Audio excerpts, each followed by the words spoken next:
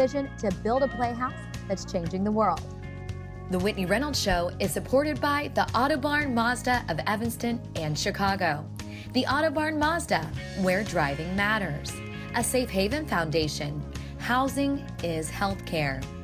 And Children's Learning Place. Excellence in early childhood education since 1998. Special thanks to Kevin Kelly at Jameson Sotheby's International Realty, Dr. Daft Terry and the team at Art of Modern Dentistry, Mazda, Cellular Intelligence, and Chicago Andrea Creative.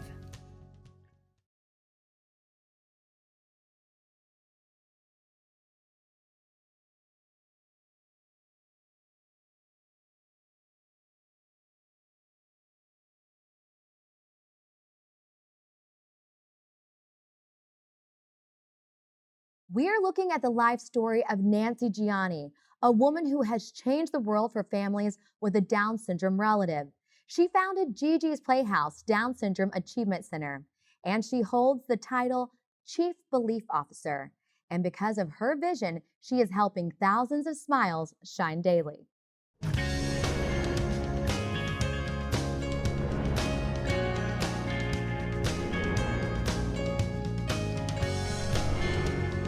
You're watching The Whitney Reynolds Show.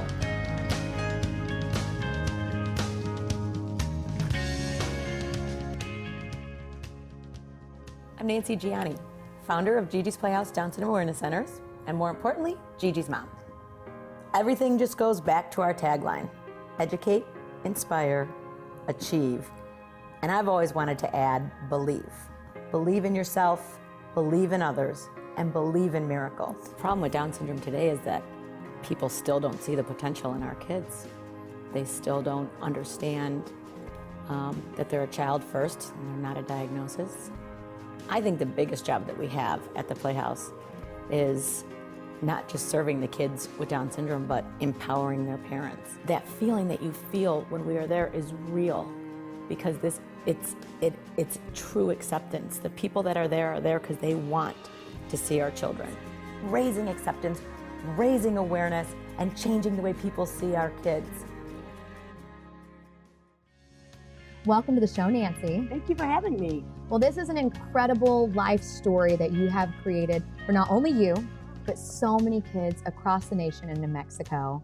But I want to go back to when you found out you were having Gigi and what that was like, because right now you're at the point where Gigi's Playhouse is formed. Smiles are happening, people know about it. But originally, this was a process. Yes. Wasn't even in my wheelhouse. You know, Gigi was my fourth child. And I didn't even know I was pregnant. And I was all of a sudden just very outspoken to people, almost to the point of being rude when I felt that they were being politically incorrect or stereotyping people, being prejudiced and saying things. And I almost lost my husband's biggest client because I told him off for using some words that were inappropriate, and I got in family fights. And about a week later, I found out that I was pregnant. And I remember I was so excited. I told my husband, I'm like, oh my gosh, this baby already has a voice. Like he is already making me better and stand up for what's right. Like, she's going to be a world leader or the president or something. Like, I was so excited to see who this baby was going to be. And then when she was born with Down syndrome, I was completely blindsided. I had 2 level 2 ultrasounds right before she was born, and they said everything looked good, everything looked perfect. And then she was born and had 2 holes in her heart, had Down syndrome. And I just think God was protecting me from getting that diagnosis early and really freaking out. And doing all those searches, we live in such a society when we find out something's wrong, we immediately go to the internet and look this stuff up. Yeah. And usually it's just doom and gloom. Yes. Hopefully now when people Google Down syndrome, they find hope. Yeah, exactly. Yes, a lot of hope with that. It's a celebration exactly. of life. And part of the reason that I really wanted this too was because I did, and Google was just getting started. This is back in the early 2000s. And I remember when I Googled Down syndrome, the biggest thing I saw was hatred. I saw, DSR words. I mean, I just saw really horrible thoughts, and people hide themselves behind the internet and can write whatever they want. And I really wanted to find a place of hope for people. And when they came to us and told us Gigi had Down syndrome, my husband was kind of standing behind me, and he came up to me and said, "Wow, there's a lot of things going on in the ICU." And I'm like, "Well, like something bad?" And all of a sudden, the 3 white coats come standing around you, and you can't be in a more vulnerable position than just having a baby, like looking up at people. There's, Totally. you've recently been there, so you know what that's like. And I remember they just started, they said, "Well, things look good, but we do see some soft markers for Down syndrome." And I really don't remember probably anything else they said after that. I kind of kept thinking to myself that I willed this on myself, that I'd always been drawn to individuals with Down syndrome. I always wanted to help them. And now I just brought this into my family. And what does it mean? And my husband finally came around the side of the bed and we had eye contact. And I'm like, if anybody can do this, we can. And he's like, "Can you imagine how much stronger other kids will be because of her?" So I'm like, "Oh, thank you, God. We are on the same page." Yes. But then I noticed nobody had eye contact with me anymore. The medical staff, they took such good care of me medically, but to them, my life was forever changed and not for the good. You usually have a baby and it's a celebration and everybody's excited. They don't come into your room and say, "Oh, the baby might have ADD, might have cancer someday, could get diabetes." Right. They tell you to enjoy your baby. You have a baby with a diagnosis and they tell you everything that can possibly happen. And that's heavy. It's a lot to go home with. You know what I mean? And I just remember not having eye contact with me, sending in the clergy. And all I kept thinking was, how do I go home and tell my kids that the life that we knew, the life that we had is forever changed. It's going to be different. People are going to treat us different. And I really didn't know how to do that. And I mainly just wanted to get out of the hospital. I needed to get her home and see what this life was going to be like. And from the minute I brought her home, there was nothing but a celebration in my home. I did cry. My time for crying was in the shower. My kids couldn't see me because they were taking my lead. Right. If I was going to be sad about her, they were going to be sad about her. My family was going to be sad. And she was a beautiful baby. Right. She was this gift from God that I had. And I really, the more she did, everything she did at home might have taken her a little bit longer, but she did it. She worked hard every day. And I remember one night I was carrying her to bed, and kids with Down syndrome, individuals with Down syndrome have low muscle tone. And it's something people don't even understand. That's why it's harder for them to speak. And your whole body's muscles. Everything you do is through your muscles. And I remember she fell asleep and I was carrying her to bed. And that's when I really felt the weight of low muscle tone, of what she carried around every single day, trying to pick up her little head, trying to pick up her head. And that's when I realized she carried that weight every day, but she worked hard for me every day, and she did it with a smile on her face. And you know what I mean? Without tears, and she did it fiercely. And I remember I carried her to bed that night, and I made a promise to her that I would change the way that the world saw her and all of her friends with Down syndrome. And I remember laying her down and thinking, I don't know if that means I'm just going to try to figure out how to raise money. I don't know how I'm going to do this. I'm just going to do it. And that's kind of where the seed got planted. And then I put it out there. Well, I've been thinking of opening this place. And, just a place full of energy and a place of celebration and a place to showcase their potential. And once I put it out there, I had to make it happen. Right. And then the miracles just started and they haven't stopped. So that's what I was going to go to is you say when the miracles slow down, maybe I'll slow down. Yes. But Gigis Playhouse is nationally known, even internationally. Yes. There's one in Mexico. Yes. And the Amazing. Way that you are working with families is phenomenal because it is really shifting, like you said, instead of this diagnosis into look what your child can do and become.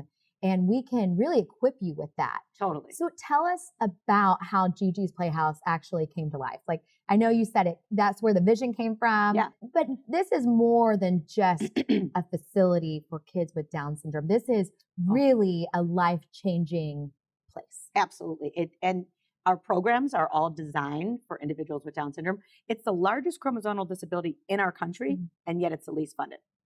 So we have programs from prenatal diagnosis from that mom who comes in for that first time to a baby who needs to learning to crawl, to walk, to talk. Well, and now there's all these tests that can be done so early that I feel like that's a really crucial time for a mom. Because there's a lot of decisions being made in that time span. Yeah. And so to have a resource like this where they can come in and see kids absolutely that are functioning, that are happy. Absolutely. And see they're never going to be alone. And see that there's hope and that their siblings aren't suffering. The siblings are so in love with their brother and sister. You know, it's scary. You wonder what it's going to be like for your other kids. Right. My children, I could never have made them who they are today without Gigi in their life. Like people, whenever they compliment me on my kids, I'm like, I can't take that compliment. You know, it's her. It's who she is, and the gratitude that they have to have somebody like this in their life to teach them every day. I mean, they love her fiercely. It's amazing. And that was my biggest fear, is what their life was going to be like. And it's something that I couldn't have made without her. Love that. Well, we want our viewers at home to get involved with the topic. This week's viewer's voice question is, in certain countries, they are not letting babies with Down syndrome be born. What can we do to change that? Well, anytime the government intrudes on people's personal lives, I think that's a big problem, whether it be, a situation like that, or even, with abortion, or with, the pro-choice, pro-life kind of movements. So I just think that's pretty terrible that's happening. I would hope that governments can let people make their own decisions based on what's important for them and their families. My thoughts are, obviously that's awful. Even if you have Down syndrome, you're still a person, you still have thoughts, feelings. And who are we to take your life away, to snuff that out at birth? I think the U.S. needs to step in and really take care of business and make sure that these countries have good humanity laws. At the end of the day, it's definitely the woman's decision. I would hope that it's done responsibly and in the appropriate trimester. Yeah, that's up to them. If I think that it should move to a bill and then eventually a law, that's pretty heavy. I think I would disagree with anybody mandating how you would handle such situation.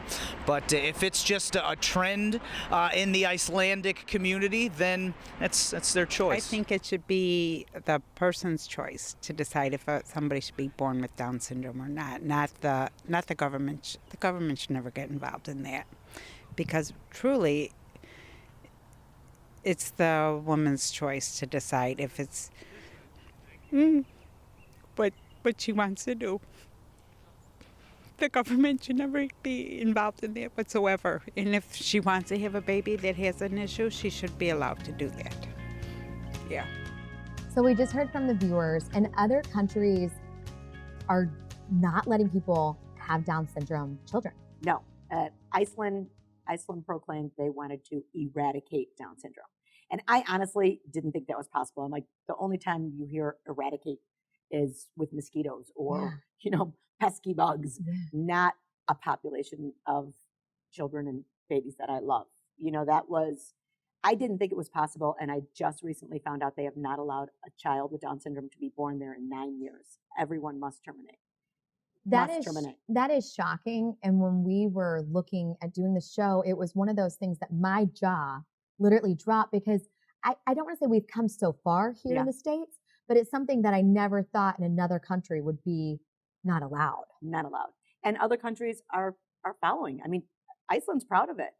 And other countries are following. Denmark is trying, and there's other countries that want to do the same thing, eradicate a complete population of individuals who do nothing but love, show love, and teach. Right. I don't believe that there's no repercussions to that. I just don't. So what do we do to help stop that here? Well, the message that it sends is that our kids are disposable. They're without purpose. And I think the best message that we can send is to show that we love them. Post a picture on social media, join Generation G. Let people know that everybody's valued and deserves to be in this world. And we're not going to knock out a population because of an extra chromosome. Right. The extra, an extra is a good thing. And it's an extra chromosome that really is full of love, potential, and so much more. And with the mothers here at home, because this is something in the States that has changed over the years, and I do think Gigis Playhouse has impacted it big time, because people are seeing the potential. But there was a story about a mom that I've heard you tell, and the mom wanted to see what her adult child with Down syndrome would look like. Yes. Or be like. Yeah. And tell us that. Yeah. Well, the average age to have a child with Down syndrome is 28. So a majority of our moms are they're first-time mothers. These are their first babies that they're having. And, it's hard because you're trying to fit in with your friends, and your friends' kids are doing things faster than your own kid. And when you come to Gigi's, there's no competition.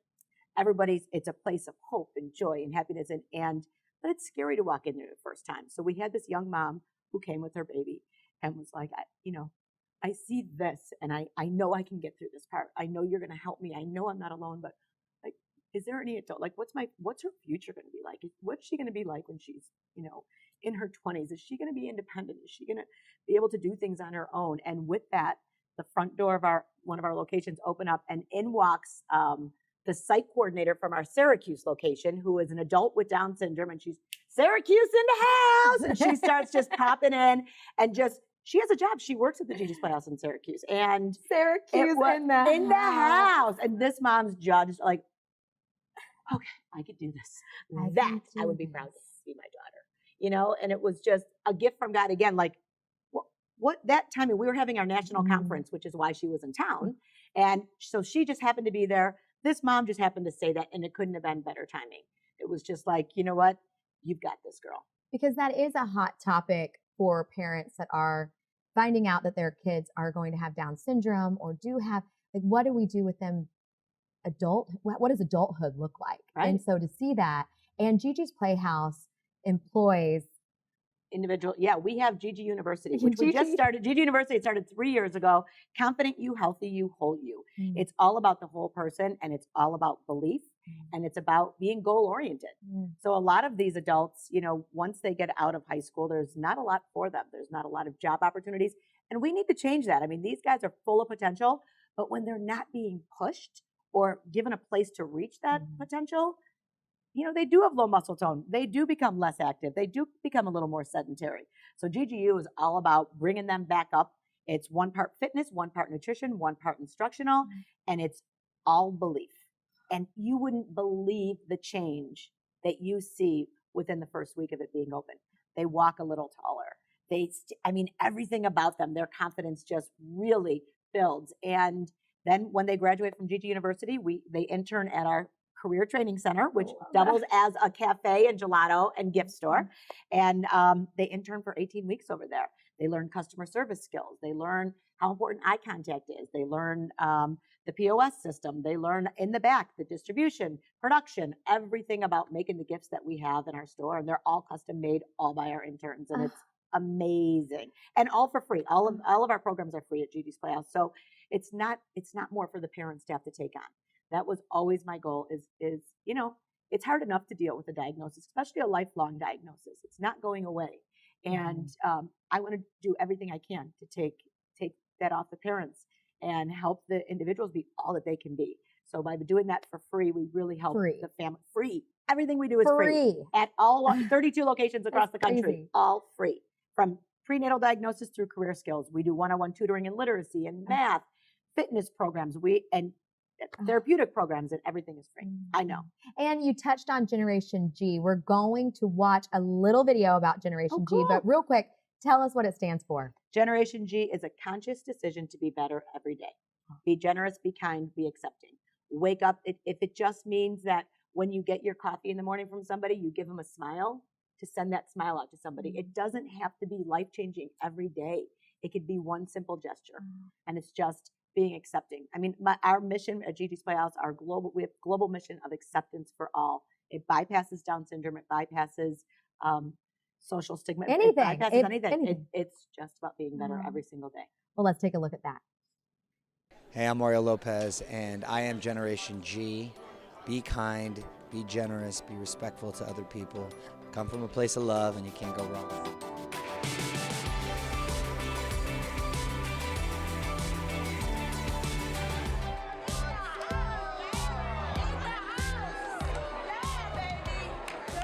It started with just Paul and Nancy knowing that they wanted to do something to bring awareness to Down syndrome. They knew that they couldn't sit still and just kind of accept this diagnosis.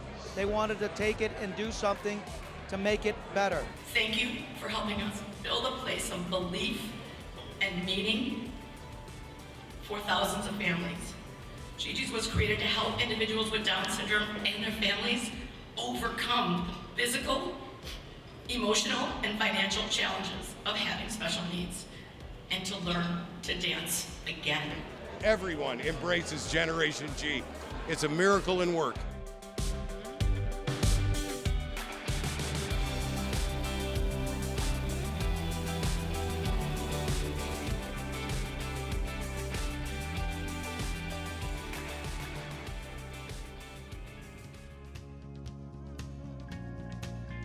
And we have the namesake, Gigi, on the show. Welcome, girlfriend. So we just watched a video on the gala. Tell us about it. How was it? It was good. It was fun while you were there. Mario, yes. Oh, it was so many people. What is your favorite part about the gala besides raising awareness for the Playhouse? To wear a dress Oh, for the gala yeah, she likes getting dressed up. and high heels. And high heels. So you went all out for the gala. Yeah. What is it like working with your mom, Gigi's Playhouse? Because we do our thank you notes. cards. Together. Yeah, she comes in and writes all the thank you cards with me. She helps. The interns do it. Gigi works on them. What do the thank you notes go out for? People that Make donations. Yeah, whether it's, monetary gifts or in-kind gifts. We like to thank everybody for helping us, right? Yeah. Yes. It's a personal touch. I love that. So in the years, when was Gigi's founded? She was born in 2002, so we opened in 2003. She just turned 1, right? One. So Gigi, you've been in this process from day one. What is that like for you to see it grow? It makes me happy. Oh, it does. And you've made best friends all around the United States because of this. Is that right? Yeah. Yeah. So what do you want people to know about Gigi's Playhouse? Because they love to put the house and hug the mugs. You want Hugs and Mugs, our store. You want them to know more about the store? Yeah. So tell us about the store. Oh my gosh, Hugs and Mugs. What do we do at Hugs and Mugs? We have gelato, keychains, and phone cases.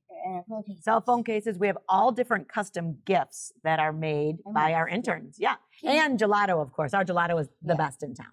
And my favorite is peanut butter. Well, yes, it sure is. So, and then there's all different kids from Gigi's Playhouse working with Hugs and Mugs. Yes. Yes. So you can come into the store, you can order online, all custom personal gifts.